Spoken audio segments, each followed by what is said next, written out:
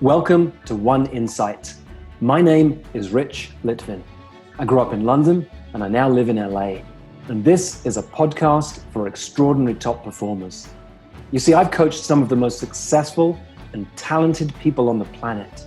I see what most people cannot see, and I dare to say what most people wouldn't dare to say. And what I know about success is that on the other side of it, it can actually be lonely. You can feel like more of an imposter the more successful you become. And when you're the most interesting person in the room, you're actually in the wrong room.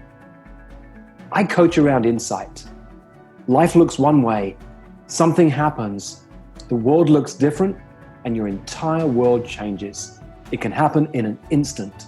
And this podcast is called One Insight because a single insight can change everything. Success has a paradox built into it.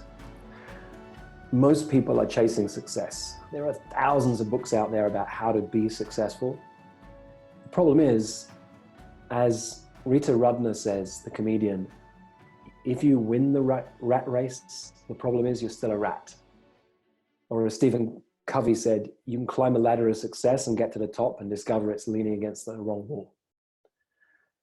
I love working with extraordinarily successful people and usually messing with their thinking somehow. And I love working with coaches who've been successful in the past because usually they felt some of that pain of success and something was missing. They wanted something else and something different, and they want to play a different game. And so I'm talking today with Briony from New Zealand, who's got up extraordinarily early to speak to me, and Kacey, who's from Nashville in Tennessee. And we're going to play and we're going to have fun and see where we go. So hi, Briony. Hi, Rich. Thanks for having me. Well, my pleasure. And I knew this might resonate with you because I read about you. You had a career as a lawyer. You had what everyone thought is all of it. And then you felt empty on the inside. Something was still missing. And you went off for some time of reflection and deep inner work and came back, actually recreated yourself where you could make a difference for other people's lives. And you're a coach now, right? Mm-hmm. Totally. It's my journey. It's been amazing. Yeah. Yeah, I feel that as you say it. So tell me, why are you here? What would make this a fascinating conversation for you? Yeah. So for me, I think what's still there is absolutely underneath it. I think what still comes up is a sense of, even since my transition into coaching, it's been a really rapid rise, and comparatively I've had awesome growth at that, and there's still a sense of feeling like I'm not fully going in, like, have I really fully committed? And underneath that I'm still trying to get, is that because of a fear of success, or what's really going on? And I know so often with the high performing stuff, it's like actually there's always just that sense of feeling, guilty about doing not enough, or it was too easy. So I'm really interested to have this discussion and see what comes through. As with most things with coaching, I haven't been able to get that insight on my own. Yeah, we can't do it. We can do it for others, we can't do it for ourselves, right? Yeah. Conversation. Yeah. So I love that. And I know you've been successful. I looked at your site. I saw the newspaper article written about you. Like, I see what you've done. It's extraordinary to see. And then on the inside, there's this feeling now these are what I call the guilty secrets of top performers. Before it was, I've got everything I could ever want, but I feel empty on the inside. Now I'm getting all this praise and accolades and success. I feel kind of lazy. Am I really doing enough? Mm-hmm. And so both of those are very common in top performers. In fact, for me, when I'm working with a high performer who says I feel lazy, what I say is my job as I work with you over time is to have you feel lazier and lazier. Because what our fear is, what that means is, you mean I'll be sitting on the couch, eating Cheetos off my chest, watching Netflix. But it doesn't mean that for high performers. That's never the place we go to. We need time out sometimes, but it's not about that. As a high performer, when you're feeling lazy, what that means is you're working in your zone of genius. You're doing that thing that only one or two people on the planet can do, and it's so effortless, you don't feel like you're doing very much. So when you get that acknowledgement, you feel lazy. but it actually means you're working more and more in your zone of genius. So my goal for you, my vision, my desire for you, Briony, is you should feel more and more lazy as time goes on. Awesome. Thanks. Love it. That's it. Thanks. So good. Yeah, no, it makes total sense. It's just being okay with that. Yeah. So you asked the question, have I really fully committed? Let me turn it back on you and see if you answer it. Have you? In my heart, yes. And I know the day that I left law, I made that decision. The day I handed in my resignation and walked out the doors, although everything was kind of going, what are you doing? I know I fully committed. It was a decision. I cut off all other possibilities of what I was going to commit my life to in that moment. Yeah. Since, in terms of having a system in my business and I think, and maybe it is still the am I doing enough thing going. Yeah, I can hear it. It's loud, right? Yeah, it is. Yeah, I do work hard. I know I do, and I fully committed in my soul and heart the day I left. So yeah, I am fully in. So I've got a challenge for you. I'm going to play with your thinking right now in this moment. And let me own this. I say this one because this is the world that I live in. I sometimes catch myself spending hours in front of my computer, working hard because I feel guilty if I'm not. And frankly, the truth is, I see you smiling, Kacey. The truth is, there are one or two things that I do that make a massive difference. And if I only did them, we might only have 80% of the business we've got right now, but I'd be working 20% of the time that I'm working right now. And there's this little sense of, no, it's massive, sense of guilt. You know what, Briony, I feel guilty if I'm working because I should be with my wife and kids. I feel guilty if I'm with my wife and kids because I should be working.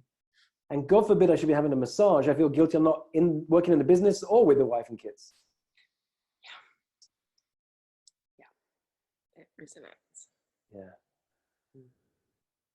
All right, let me let you sit with that one for a minute because I see Kacey smiling. So Kacey, what's going on? Any thoughts from that conversation so far? I'm smiling because I'm also guilty of being guilty. Mm-hmm. I notice I have it's almost like a superstitious belief that it's not okay to be happy with the success that I've built. Yeah. That what I've built, if I enjoy it too much, if I'm too grateful and too happy, it's all gonna just disappear. And it makes it really challenging to slow down and just have, and I'm here at the lake this week. Like I said, I'm having kind of a partial week off where I'm taking some time to just relax. But even as I relax, I'm like, well, I could go outside and relax while I read that book about business building and leadership. Yep. I do. So, I really do. I have a friend who took a year off, a sabbatical. And we chatted 3 months into that year off. And he said, oh my God, I've realized for 3 months, I've been planning the book I'm going to write about my sabbatical and how I'm going to get clients as a result. 3 months, I haven't even taken them off really. I'm supposed to be traveling the world, taking time off. So I know you've had a career as a professional opera singer. You've been an actor before you shifted into coaching. Mm-hmm. You got fascinating clients from Google to Broadway. So I get it. Like, this is the world of being a high performer. And then here's the thing. When you're coaching somebody, there's two places to go. You can go to the personal or the universal. So just now we were talking about the personal with Briony. I owned where this is true for me. Let's go to the universal for a moment. For most of human history, any of our ancestors who got too happy and relaxed, let their guard down enough, meant that they weren't any longer looking out for wild animals, dangerous tribes, warring enemies, and they didn't get to pass their genes on in the gene pool. They were killed. It's just what happened. You had, throughout most of human history, even in a moment of happiness, to be looking out for what could be coming, the dangers down the road, because they were so present. And if we're honest, right, for many people today on this planet, there's still some truth in that they have to be really careful. That we're talking means for us, and probably for most of the people listening, is that there isn't an enemy around the corner, a wild animal about to attack. And yet our entire nervous system is designed to keep us safe from that. So the moment we get happy, the alarm bells go off. Like, that can't last, because for most of human history it didn't. So put the warning signs up and put your nervous system on overload to look out for danger.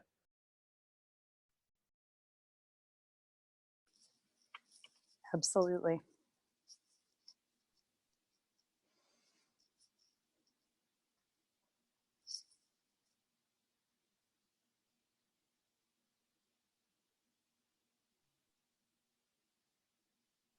Because we're on a podcast, I'd normally leave you in. longer to let that sink in. Yeah.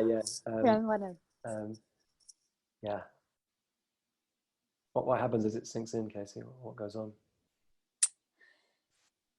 It's it's funny because, of course, this is one of the conversations that I have with my clients of like, hey, what if your celebration doesn't have an expiration date? What if it's still okay to be with that win in 10 minutes or in 10 days or even in 10 months, you know? But the degree to which I let myself go there, I could absolutely stand to double, triple, quadruple, you know, especially in the day-to-day. We so often teach what we most need to learn, right? Absolutely. So on one level, we're there. Because I coach around insight, sometimes there's a moment like this, so we just need to sit with it. There's nothing to do, but letting it land over time, it's powerful. So I'll let you sit with that and the impact of that, Kacey, for yourself. Let me come back to you, Briony. How you doing? Yeah, good. As I was listening in and hearing Kacey, some of Kacey's, the beliefs behind what's really going on, something that came through from me is it's meant to be hard. It's meant to be a struggle. And if it's not, then you don't deserve it, or you won't have it, or there's something, and I'm creating that every day. It's like, and I'm living into that, and I'm listening for that in the collective stories around me, people people who say it's hard to get clients or it's hard to make money, and I'm like, is it? I don't know. It should be. I don't know. I mean, because it hasn't for you, right? It hasn't been that way. No. But there's a little part, the human part of you wants to, if you want to be socially unacceptable at your next dinner party, when someone says to you, how's things? Say, you know what? Life's amazing. Business is flying. It's easy to get clients. I'm making more money than I could ever imagine than most people in my field. Like, you can't have that. It's socially unacceptable to have that conversation. You want to bond with people. How's life? Oh, business is hard. The economy is challenging. Look at the political situation. Because that's how we bond and connect over failures and fears and struggles and worries. Yeah, got that. Yeah.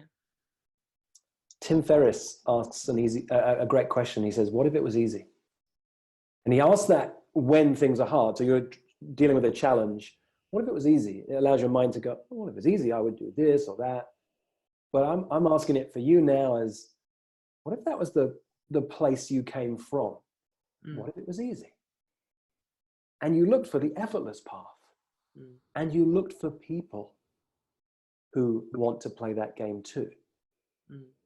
They're harder to find, but if you put your attention on that, where your attention goes is where the energy goes, and you'll discover sooner than you realize how you can surround yourself with other people like you.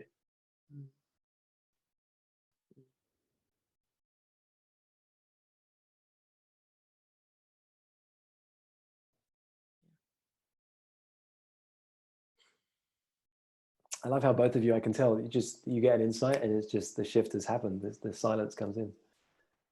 Kacey, what about you? I'm really, the place where my mind is going is just how different it can be depending on where we come from around it. You know, I'm thinking about your friend who's on the sabbatical mentally writing his book 3 months in. You know, you can be disempowered and stressed out and guilty about taking a break, or you can be excited and rejuvenated.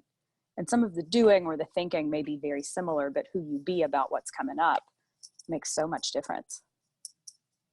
Have you ever read the book, The Big Leap by Gay Hendricks? Not yet. So the beginning of that book, he literally asked the question, what if I could let life get better and better every day? And so most of us don't know that's a question we can ask or even answer. And that's a really powerful question to live into. What if life could get better and better every day? What if life could get easier and easier every day? What if life could be more fun every day?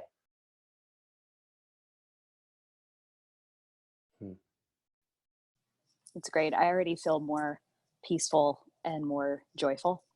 Yeah. Yeah. I'm going to pause in this moment because I think we're there for today. And that's the power of insight. Thank you both. Okay, Kacey, you said you got a question. So it may be kind of a separate topic actually, but where this has me going is another place where I tend to get caught up and taken out of my joy is around the blessing and the curse of being a multipreneur. You know, I have so many things that I enjoy, so many things that I bring to my practice or different topics that I enjoy focusing on. And as you said, I have a background, you know, as a professional opera singer. Now I work as an executive coach, which is quite a pivot. But finding really sticking with the strengths part of that and the consistency of bringing all of the things that we're interested in, I think it's something that makes for great coaching, you know, but when it comes to building a business and making sure that the message that you're putting out there into the world as a coach is gettable for your people. Any thoughts on that? Turn into a specific question for me. Let's see. Probably the best ways to capitalize on my strengths as a multipreneur instead of getting caught up in the confusion and the noise. There's a lot of noise around niche yourself and narrow things and get smaller. And for people like me, that doesn't always resonate and it's not always effective. So what's the best way for me to capitalize on the way my brain works instead of feeling messy? Well, the first thing that comes to me is counterintuitive. What's wrong with feeling messy? Brilliant. Yeah, it's all about trying to do it the right way instead of just being with what is. Well, that was easy. Thanks. I really like spending time with both of you because I can tell what great coaches you are because of how coachable you are. Thank you. Yeah. I'm tempted to go in deeper and also tempted to say, we're there. You got it. Totally. And look, I get caught in this too, right? The world online is very noisy, and it's noisiest. The people who shout the loud are often the marketers, and they're the people who say they're the experts in the field. And when you look into that, well, the marketers are noisy for a reason. That's their job. And sometimes they're good at marketing, but they're not necessarily good at the thing that they're telling you to do. And the other people who say they're the experts, too often when you go into that, they're not quite the expert you'd think. Or maybe they're an expert in a field, but they're not the expert in you. So last year, the end of last year, I sat down to do a review with every member of my team.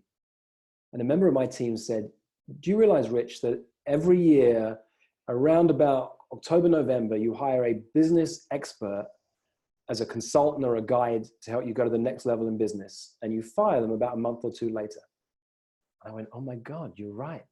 I hadn't spotted it. And what I realized is in the last quarter of the year, I start to get afraid. I start to think, can we hit our numbers for this year? Or even if we're doing well, I think, how am I going to do it all again the year after? there must be some expert out there who can help me. And after hiring someone, I realized the metaphor is like I'm climbing this pristine mountain and there's white snow in front of me. And I want someone who can guide me up the mountain to get to the top. But I'm forgetting it's pristine snow. There's no footsteps in it. No one's ever been up this mountain before because it's my mountain. So I can read stuff from other experts and learn stuff from people, have great conversations. But where I'm going next, I've got to make this stuff up. Sometimes in the team, on a team call, we'll get caught up in what should we do now to sell this program, to tell people about this thing, to share this article. Do we share it on this medium or that medium? Do we use this way of selling it or that way of selling it? And we kind of debate for ages. In the end, I usually say, you know what? We should use the plan that we always use. Make shit up. I mean, that's really what I've done for 15 years. I just make shit up. I don't know what's going to work. Nobody does. That's the funny thing. Because even if you're a marketing expert and you say, hey, do this thing to get your stuff out on Facebook, the algorithm changes tomorrow and it's meaningless. This is so funny. I always find that my clients who are the trailblazers are the ones who least think they have the answers. Mm-hmm. It's so great. I'm like, nobody can possibly know this but you. You're the only one who has the answer. It's great. I like the snow analogy. It's brilliant. Thank you. Briony, I saw you nodding as well. How's that impacting you, that thought? Yeah, that just so much freedom in that space, because there is a lot of noise. Yep. And you know, you still find yourself, looking for the right way or the new thing, or and it is just going inward. And I know in those moments where I have made those choices, where it's from a fully aligned internal place, knowing it's just like it always it works, or you're following it, or you're fully committed because it came from such a different place. When it's out there and trying to get somewhere, it's a really different energy. And again, I have felt challenged with this in my business is not having funnels and the whole thing being word of mouth. Like literally people are like, how do you get clients? And it's all word of mouth, and that not being most people invest all their time in social media or market or funnels. So it's just awesome to hear your experience and to have that permission again that, you know what you're doing. Yeah. And you don't. But what I have to remind you, this is the hard thing. We get caught up because social media is so loud. Throughout most of human history, there was only one way to create a business. It was word of mouth. If you had a great service or a great product, people told other people about it and you had a great business.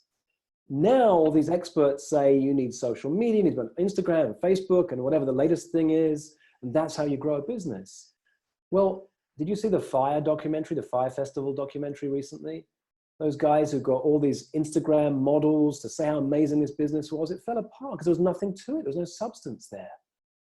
You meet the platinum standard for any business. Beyond the gold standard, a word of mouth business is extraordinary, Briony. It truly is. It's amazing. The reason you don't hear people online talking about it, because if you have a word of mouth business, you don't care about telling other people about it. You're just busy doing the thing. Mm.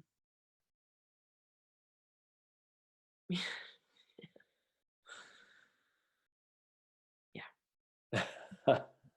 It's exactly that.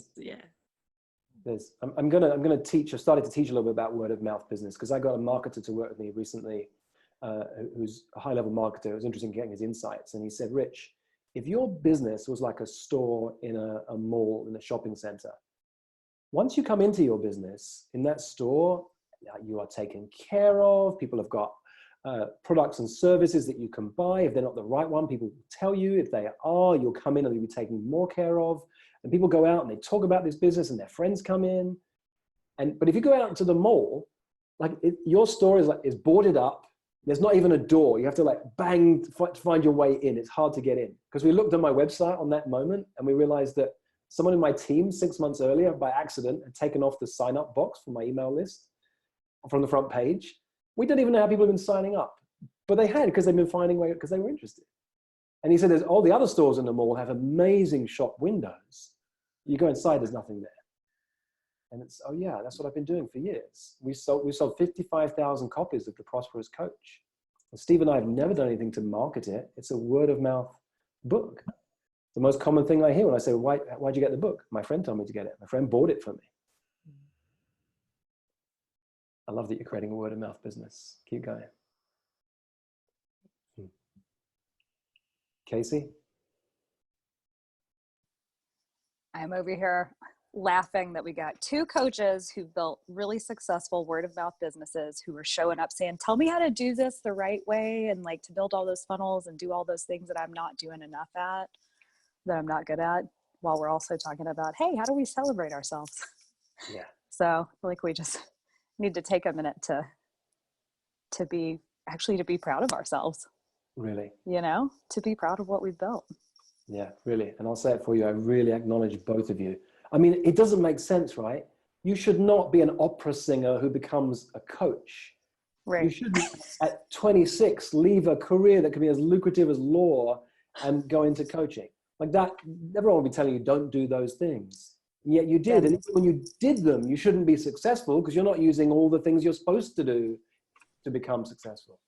And yet you are, because you're following your path. It doesn't mean, I've got no doubt you've had mistakes you've made and challenges you faced along the way, and what works today might not work tomorrow. That's life as business. But you're following your path. And I love that. I really acknowledge you both for that. Thank you.